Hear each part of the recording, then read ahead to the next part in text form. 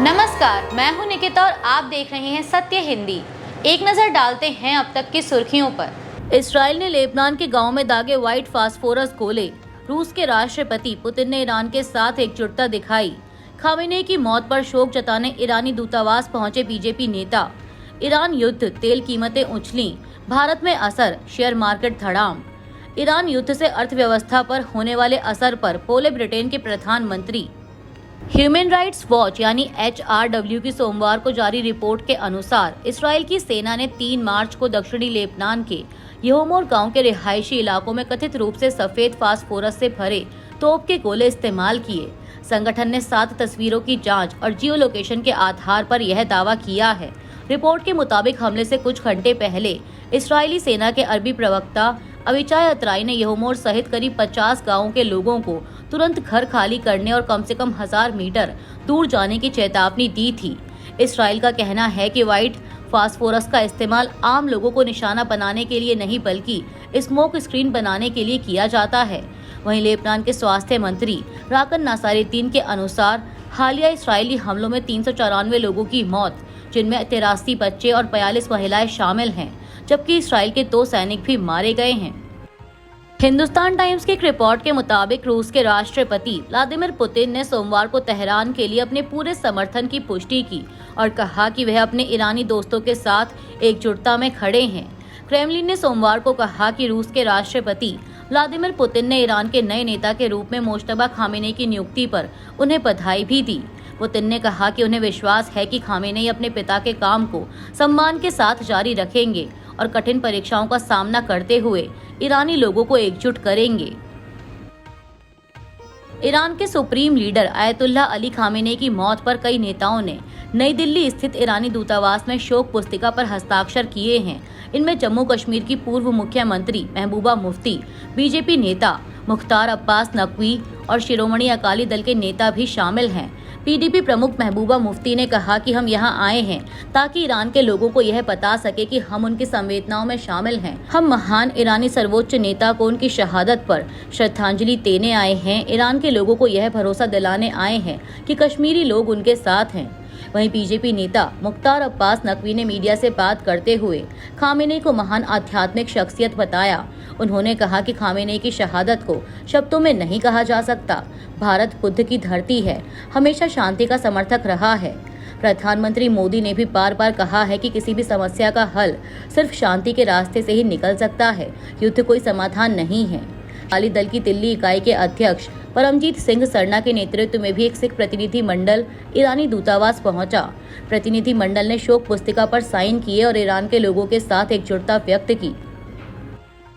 Middle east में बढ़ते युद्ध और तेल आपूर्ति बाधित होने की आशंका के कारण अंतर्राष्ट्रीय बाजार में कच्चे तेल की कीमतों में भारी उछाल आया है। वैश्विक बाजार में तेल की कीमतें एक ही दिन में करीब 25% बढ़कर 115 से $120 प्रति बैरल तक पहुंच गईं, जिसे हाल के वर्षों की सबसे बड़ी दैनिक बढ़ोतरी माना जा रहा है। विशेषज्ञों का कहना है कि यदि तनाव बढ़ता है और स्ट्रेट ऑफ हॉर्मुज में आपूर्ति बाधित होती है तो कीमतें $150 प्रति बैरल तक जा सकती हैं। दुनिया के समुद्री तेल व्यापार का करीब 20% इसी मार्ग से गुजरता है। तेल महंगा होने से भारत पर भी असर पड़ सकता है, क्योंकि देश अपनी जरूरत का लगभग 80 से 85% कच्चा तेल आयात करता है। कीमतों में तेजी से भारत का आयात बिल बढ़ने, रुपया कमजोर होने और महंगाई बढ़ने की आशंका है। इसका असर पेट्रोल, डीजल, रसोई गैस, परिवहन लागत और शेयर बाजार पर भी पड़ सकता है। ब्रिटेन के प्रधानमंत्री कियर स्टारमर ने कहा है कि अमेरिका, इसराइल और ईरान का युद्ध जितना लंबा चलेगा, अर्थव्यवस्था पर उतना ही खतरा बढ़ेगा। स्टारमर ने लंदन स्थित एक कम्युनिस्ट सेंटर का दौरा किया। इस दौरान उन्होंने कहा कि ब्रिटेन दूसरे देशों से बात कर रहा है ताकि मिलकर यह देखा जा सके कि युद्ध से होने वाले आर्थिक प्रभाव को कैसे कम किया जाए। लेबर सरकार ने देश को आर्थिक रूप से मजबूत बनाने के लिए बहुत काम किया है। वित्त मंत्री रेचल रिव्स रोजाना बैंक ऑफ इंग्लैंड के गवर्नर से बात कर रही हैं। सरकार अंतर्राष्ट्रीय साथियों से भी बात कर रही है ताकि हम मिलकर यह तय कर सके कि यहाँ के लोगों और व्यापार पर प्रभाव को कैसे कम करें। उन्होंने कहा कि यह सरकार का काम है कि अर्थव्यवस्था पर बुरा प्रभाव पड़ने से पहले ही इससे बचने की तैयारी कर ली जाए। टाइम्स ऑफ इसराइल की एक रिपोर्ट के मुताबिक अमेरिका के राष्ट्रपति डोनाल्ड ट्रंप ने कहा है कि ईरान के साथ युद्ध कब खत्म किया जाएगा, इसका फैसला वह इस्राएल के प्रधानमंत्री बेंजामिन नेतन्याहू के साथ मिलकर करेंगे। एक फोन इंटरव्यू में ट्रंप ने कहा कि दोनों के बीच इस मुद्दे पर बातचीत होती रही है। उन्होंने कहा कि वह सही समय पर फैसला लेंगे। जब उनसे पूछा गया कि अगर अमेरिका अपने हमले रोक देता है तो क्या इस्राएल ईरान के खिलाफ युद्ध जारी रख सकता है, इस पर ट्रंप ने संभावना पर चर्चा करने से इनकार कर दिया। उन्होंने कहा कि मुझे नहीं लगता कि इसकी जरूरत पड़ेगी। मुश्तबा खामेनेई को ईरान का नया सर्वोच्च नेता बनाए जाने के सवाल पर भी ट्रंप ने टिप्पणी करने से इनकार कर दिया। उन्होंने कहा कि देखते हैं क्या होता है। बता दें कि ट्रंप पहले भी मुश्तबा के विरोध में अपनी राय जाहिर कर चुके हैं। उन्होंने कहा था कि खामेनेई का बेटा मुझे स्वीकार्य नहीं है। नए पीबीएस न्यूज, एनपीआर और मारिस्ट पोल के सर्वे के अनुसार ज्यादातर अमेरिकी ईरान के साथ चल रहे संघर्ष को संभालने के तरीके से डोनाल्ड ट्रंप से सहमत नहीं हैं। सर्वे में 56% लोगों ने ईरान में अमेरिकी सैन्य कार्रवाई का विरोध किया। सर्वे में ट्रंप की ईरान नीति को केवल 36% लोगों का समर्थन मिला, जो पहले से कम है। वहीं रिपब्लिकन और डेमोक्रेट वोटरों की राय इस मुद्दे पर बटी हुई दिखी। लगभग 44% अमेरिकी ईरान को अमेरिका की सुरक्षा के लिए बड़ा खतरा मानते हैं, जबकि कई लोग इसे छोटा या कोई खतरा नहीं मानते। सर्वे 2 से 4 मार्च 2026 के बीच करीब 1591 अमेरिकी वयस्कों से किया गया था। विपक्ष का संसद के अंदर और बाहर हंगामा, ईरान युद्ध पर चर्चा की मांग। संसद परिसर में विपक्षी इंडिया गठबंधन के सांसदों ने पश्चिम एशिया में जारी संघर्ष को लेकर केंद्र सरकार के खिलाफ जोरदार विरोध प्रदर्शन किया। इस प्रदर्शन का नेतृत्व लोकसभा में विपक्ष के नेता राहुल गांधी और राज्यसभा में विपक्ष के नेता व कांग्रेस अध्यक्ष मल्लिकार्जुन खड़गे ने किया। सांसदों ने संसद के मकर द्वार पर बैनर लहराते हुए सरकार से इस मुद्दे पर तुरंत चर्चा की मांग की। वहीं राज्यसभा में विदेश मंत्री एस जयशंकर ने स्थिति पर बयान दिया, लेकिन सवाल पूछने की अनुमति नहीं दी गई, जिसके विरोध में विपक्ष ने नारेबाजी करते हुए वॉकआउट कर दिया। कांग्रेस नेता जयराम रमेश ने कहा कि विपक्ष पश्चिम एशिया संकट पर तुरंत चर्चा चाहता है, लेकिन सरकार ने इसे मंजूर नहीं किया। वहीं खड़गे ने कहा कि यह संघर्ष अब भारत की ऊर्जा सुरक्षा, तेल की कीमतों, आर्थिक स्थिरता और अंतर्राष्ट्रीय छवि को भी प्रभावित कर सकता है। दिल्ली शराब नीति मामले पर हाईकोर्ट में सुनवाई। हाईकोर्ट ने सीबीआई पर निचली अदालत की टिप्पणी पर लगाई रोक। दिल्ली शराब नीति मामले में दिल्ली हाईकोर्ट ने निचली अदालत की उस टिप्पणी पर रोक लगा दी है जिसमें सीबीआई की जांच की कड़ी आलोचना की गई थी। हालांकि कोर्ट ने पूर्व मुख्यमंत्री अरविंद केजरीवाल, पूर्व उप मुख्यमंत्री मनीष सिसोदिया और 21 अन्य आरोपियों को बरी करने के फैसले पर रोक लगाने से इनकार कर दिया।